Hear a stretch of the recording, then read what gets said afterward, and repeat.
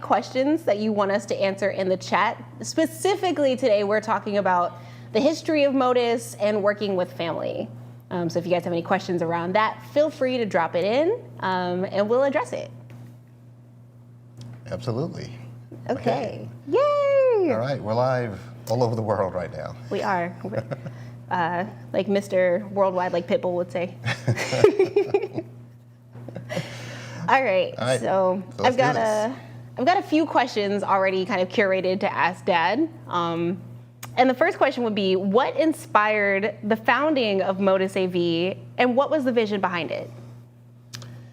Well, the founding of the company was really based on my desire for a new challenge. I started Modus AV back in 2018 after working for another company for over 10 years. And I was just ready for something new. Always wanted to, start a company of my own, create something that would be here after I'm not here anymore, hopefully. And just really wanted to take a slightly different approach in the industry. So started out doing mostly commercial projects, and we still do a lot of that. But I'm an old school, 2-channel high-end audio guy, and really wanted to see a resurgence of that in the marketplace. So my long-term goal with Modus was to, at some point, have a showroom where we could showcase higher-end audio, high-performance audio, and mostly 2-channel systems, even though we do a lot of home theater and commercial installations. But I just really wanted to bring back, the whole concept of, the neighborhood hi-fi store. Most of them are in Atlanta, the Midtown, Buckhead, within the city limits kind of area. But out in the suburbs, especially out in Gwinnett, there really is no hi-fi shop up here. So since we live in Gwinnett, really wanted to establish something in this part of Georgia. Yeah. Yeah. And so for those of you that are watching, we are located in the United States. We're in Georgia, because we do have a pretty big international following. Community. You guys are all over the place, and it's super cool to see kind of everybody from different corners of the world, all enjoying hi-fi and being interested about different speakers and systems. Yeah. Yeah. Well, I have a question for you. We talked about how Modus got started. What is your background for people that are not familiar with where you come from? Okay, so I have a various background. So my first experience into hi-fi was obviously through you. So like bring your kid to work days were always my favorite days, and I would come in to Hi-Fi Buys when you used to work there, and I would spend my days watching Waterworld, Lost in Space, and having a great time interacting. Tells you how long ago that was. I did just date myself. But it would always be, it's like, we gotta look at that camera too. Oh. But it would always be a really fun time, and I always remember like fond experiences visiting the Hi-Fi Buy shop. And then when I was in college, for a bit, I got hired by Bose. So I worked for Bose for a while. I was selling speakers and headphones and the Wave TV, which also is dating myself. And from there, I got a job at Apple, and I worked for Apple for about 5 years, and then decided to branch out on my own, and I got into personal training for a bit, and which has nothing to do with hi-fi, but it did. Or what you went to college for. This is also very true. So I went to, to kind of sub this in, I went to college for fine arts, so I got my undergrad in fine arts, and I got a master's in arts administration. The vision behind it was that I was going to run a gallery, but once you got in that space, it was not what I thought it was going to be. But I have utilized those skills in running our social media. But I started my own personal training business back in like 2020. It was a great time. saw pretty good success, but the vision was kind of done after a couple of years. So I saw that you needed some help because you were having a lot more business than we could possibly handle as one person. The business grew consistently, even through the pandemic, which was interesting. And you would think that during the pandemic, we would be doing a lot more residential business since people would be staying home. Right. And we did a lot of that, but we actually saw an increase in the commercial business that we do. And I think that was driven by companies being able to get better lease rates and bigger spaces, and really being able to start their businesses without the crush of having to deal with an influx of customers right away. They get to slowly ramp into their business. So it was actually a good time. We established a lot of new relationships and a lot of new clients, and a lot of them are still with us. So it was great. It was, and now you're even more visible online. Yes, you forced me out of the shadows. But you're doing a fantastic job with our social media. So I appreciate that. Keep it going. I will. And so once again, for those who don't know, this is my dad. So this is a family-run business at this point. So you've got Dad, who's the owner and the original OG when it comes to HiFi. Then you've got myself, who kind of runs social. We've got Jared, who is all community. Like, he is plugging people in, having events. Like, that's what he does. He's great at it. And then we have Leonard, who's not on camera today, but Leonard had joined the team a couple of months ago, and he's been a wonderful addition.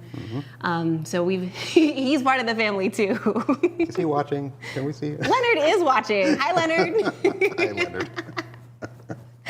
Hope you're doing your Lutron training, by the way. Dad said you got work to do. Yeah. Okay, so next question. So Dad, you've been in the industry a long time. How has the HiFi industry changed since you kind of branched out on your own? Well, I've seen a lot of change in the industry in general. So when I started, CD was just becoming a thing. And I remember, so my mom, who was always very tech savvy, she's a musician, a professional piano player. And we were the first house in the neighborhood to have a CD player. That's cool. And I remember her going to buy that. And we got it home. I, picked out some CDs myself, and we were able to, to play them. It was, you could tell that was the future. So from CDs all the way through to when I started Modus, that was when streaming was really exploding. And not only for movies, but for music, and it really changed the way that people consume media in good ways and in some not so good ways. Yeah. But the whole digital revolution has really had an impact, and it'll be interesting to see where it goes from here. I'm excited to see where it goes. Yeah. I feel like every year we always find, or somebody always creates something super new, really interesting. I'd be curious to hear, your view, our community, your view on some like interesting and exciting tech that has come out recently, or that's like on the way out. We'd love to talk about that. But I guess, some things don't ever really totally ever go away. No. LPs are enjoying a resurgence. For some reason, cassettes are trying to make a comeback. I don't understand that. But and CDs are coming back as well. And I think the reason why that's happening is people are kind of rediscovering the joys of physical media. Yeah. Being able to to own something, because there are times where you want to listen to something and it's not available on a streaming service. Yes. Or watch a movie and you can't find it. Right, because nobody has a license for it. And that's the worst experience, when you specifically have something in mind that you want to like enjoy and it's not available anywhere. Right. I know for myself, there are certain CDs that I love that I have, thank God, the physical copy of. Sorry, we just got logged out on Instagram. How did that even happen? I don't know. I don't know. That's so weird. Bear with us, folks. Sorry. I don't even know what just happened. Let's flip that around. Okay. Oh, that was lame. We're back. We are back. Sorry about that. It's been an interesting day for technology today, but I was going on a rant talking about just how important I think it is, truthfully, to own at this point physical media. And have you've seen some big box stores are no longer carrying physical media. So I'm curious to see over the next few years what really happens in that space. Yeah, well, that creates an opportunity for, small shops to come back. Record stores are very popular right now. They are. And maybe they'll start carrying more CDs and movies, whether it's on Blu-ray or, any kind of physical media. That'd be super exciting. Instagram just said no today. Not on your phone. Cries. I'm sorry to our people on YouTube. We are really struggling with Instagram right now. Oh my gosh. All right, if it doesn't work this last time, I'll do it from my phone. This is a less than stellar experience for our... We're back again. Hi, for the third time. Okay, so I'm just gonna roll into the next question. Okay. So, looking ahead, what are your aspirations for the future, and how do you plan to continue Modus's legacy? Aspirations for the future. Basically, to continue to grow the company. Our commercial side is doing pretty well, but we want to grow the residential side. So at some point, for those of you who have been to our showroom, the Modus AV Listening Lounge in Swanee, it's a great space. We moved in here a little over a year ago, and it's really been well received. We've become kind of part of the community and made a lot of new friends while we're here. And at some point we want to expand and grow, beyond this space to do some other things, some of which you can't talk about right now. But Super secret. but it's going to be a blast. So I can't wait to get to that stage. Yeah, I'm excited. Yeah. And for those who don't know, which could possibly be everybody, I affectionately call the Modus AV Listening Lounge the mall, because it just makes sense. And I think that this is cooler than your average mall. Get it? Modus AV Listening Lounge Mall. Yes, that's exactly what it is. Awesome. Okay, so because we only are going to be here till about 7, so we're not going to take up your entire evenings. So we're going to talk a little bit next about how it is working together with family, which for some people I know is like a no-go. So Dad, what would you say are the benefits and drawbacks of working with family members? Well, one benefit is you intimately know the person that you're working with. So I know what makes you tick. I know how to kind of navigate certain discussions with you. I know what your strengths and weaknesses are. There's really no downside to that. The only downside that I see is when it comes to having difficult conversations about performance and things like that. which I haven't had to have yet. So Thank God. it's all good so far. Wonderful. So You're a model employee. I'm a model. Obviously, employee. your parents did a great job. You know, they did a really good job. I turned out pretty well, in my opinion. So, Dad, how do you establish boundaries between family and work responsibilities?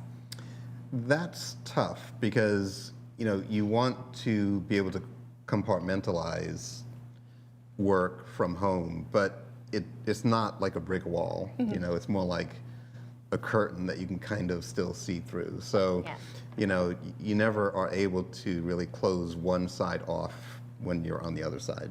And you just have to learn how to deal with that and how to be diplomatic and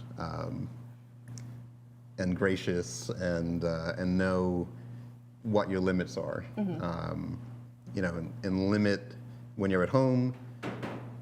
Try not to focus on work. When you're at work, try not to focus on home. Yeah. And it's not easy, but you do it long enough, and you kind of learn how to do it. Yeah. Like, I think I do like many things in life. a great job of telling you it's Sunday, we're not working today, don't answer that phone. So Yes. if you ever try to call Modus on a Sunday and nobody answers, I am the reason why. Because I told this man, don't answer the phone. Because otherwise he would answer the phone. I'm like, Right. no, sir, you are off today. There's only one client I will answer the phone on Sunday for, and I'm not going to mention who that is. But they know who they are. yeah. So I think that's also a good way to establish boundaries as well, is like give yourself hard, like no working day. What does that say? Oh, so somebody said great talk, people, but in Europe is 23.50. I think Beauty of Yours product is in that, and every speaker is unique. Bye. Well, thanks for watching. Bye. We appreciate it. Okay, so Dad, how do you maintain professionalism when working with family members? Well, for me, it's kind of easy because I never really turn it off. Yes, he's like this even outside of work. I see Jared shaking his head up there. Yes, Jared is in agreement. So, I'm trying to learn how to let my hair down a little bit more. It doesn't help that I don't have any hair, but, just being more open, I guess, when I'm outside of work. Trying to shut the work part of my brain off. Got you. Because it's always on. Yes. I have a hard time turning it off. So I'm working on that. I'm proud of you for trying. Thank you. Listen, it's been a journey. For myself, I would say I'm pretty much like this all the time. I let it be known, like widely known, that I work with my dad. So if you happen to come into the mall and let's say Dad calls me, I will call him by the nicknames that I have given him as his child. So my favorite one is Popsicle. I like calling Dad Popsicle. It's literally cool, and it's unique. And I'm her pops. Exactly. Yeah. Right. So you guys see where we're going with this. But I don't think that turning that off and being like Mark, that would just be weird. We're family, and that's just kind of a part of what makes Modus Modus. Yeah. But you guys cannot call him Popsicle because that would be weird. No, only That'd be she can really do that. weird. Yeah. Me and Graham. And great. Graham. So I do have a younger brother. He does not work for Modus yet. Graham, if you see this, I have plans for you. Well, he's enjoying where he is right now. Yes. For sure. He is. Yeah. I'm not mad at that. Yeah. Okay, so last question, unless somebody in the comments has any questions.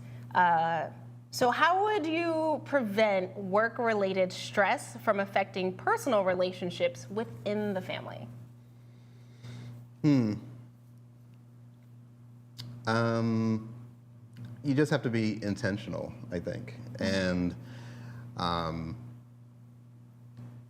really give people an opportunity to really do the best that they can in certain situations. just give people a lot of grace and understanding and the ability to make mistakes and grow from their mistakes. That was a really good answer. Thank you. Yeah, way better than mine. Well, what is your answer? How would you do that? Just really try to function as if they are two separate places.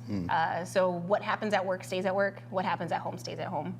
And if anybody particularly feels a way about something, address it in its designated zone. So if there's something work related that I'm like frustrated or stressed about, we can talk about it during work hours. But after work hours, it probably doesn't make the most sense. Yeah, so I tried to separate church and state. So, we haven't had... Chris said, don't give Jared any grace. Savage.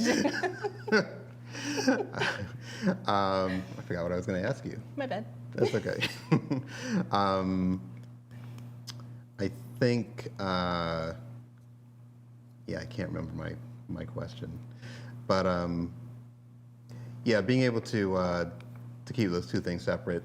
And if there are disagreements, being able to come together, as a group, all of us that are involved in Modus, and being able to come to a consensus and a solution to solve problems. Yeah. I like it. Yeah. Well, we've got time for the train. Exactly. You guys hear the bane of my existence getting ready to go by. Every time I record content, this train comes by. I swear it's the same train. And they've got my schedule. I don't know how, but they know when I'm recording. It's crazy. Okay, so we've got 2-ish minutes left. If you guys have any questions, please put them in the chat and we can address those really quick. But we are gonna try to go live more often. You guys are the first to know that Jared and I are making a trip up in April to see some of our friends, and we're gonna go live with some amazing people. So I'm very excited.